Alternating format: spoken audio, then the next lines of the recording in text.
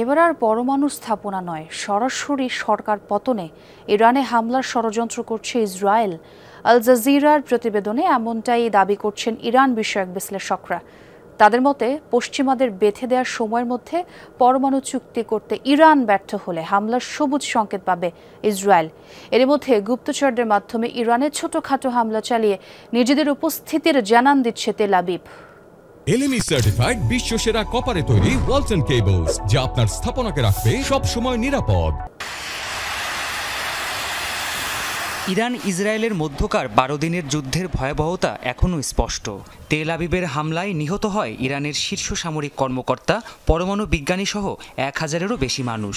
দুর্বল হয়ে পড়ে ইরানের আকাশ প্রতিরক্ষা ব্যবস্থা। এমনকি যুক্তরাষ্ট্রের বোমা হামলায় ধ্বংস হয় দেশটির দুর্ভেদ্য সব পরমাণু স্থাপনা। এত কিছুর পরেও যেন রক্তের নেশা কাটেনি ইসরায়েলি প্রধানমন্ত্রী বেনিয়ামিন নেতানিয়াহুর। ইরানের ক্ষমতাসীন সরকারকে উৎখাত করতে আবারও হামলা চালাতে পারে তেল আবিব।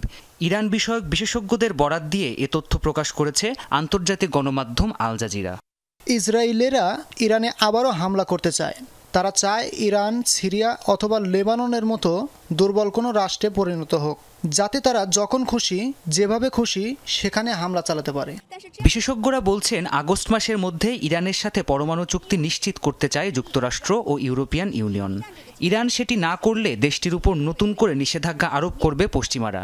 মার্কিন প্রেসিডেন্ট ট্রাম্পের সবুজ সংকেত পেলে যে কোনো সময় ইরানে হামলার রসদ পেয়ে যাবে নেতানিয়াহু, এমনটাই মত বিশ্লেষকদের।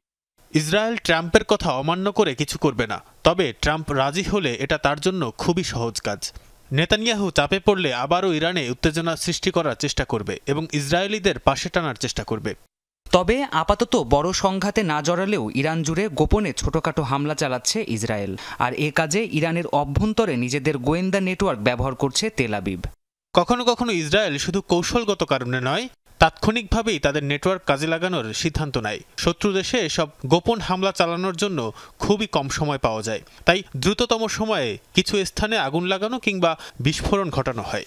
এর মাধ্যমে ইসরায়েল তাদের নেটওয়ার্ক সচল রাখে এবং ইরানকে তাদের উপস্থিতির জানান দেয়। বিশ্লেষকরা বলছেন, ইসরায়েলের হামলার পরিকল্পনা সত্ত্বেও কূটনৈতিকভাবে পরমাণু চুক্তি নিয়ে আলোচনা চালিয়ে যাচ্ছে ইরান। একই সাথে অত্যাধুনিক যুদ্ধবিমান ক্রয়ের পাশাপাশি নিজেদের আকাশ প্রতিরক্ষা ব্যবস্থা উন্নয়নে জোর দিয়েছে দেশটি। প্রাণপ্রতিম কুণ্ডু, যমুনা নিউজ।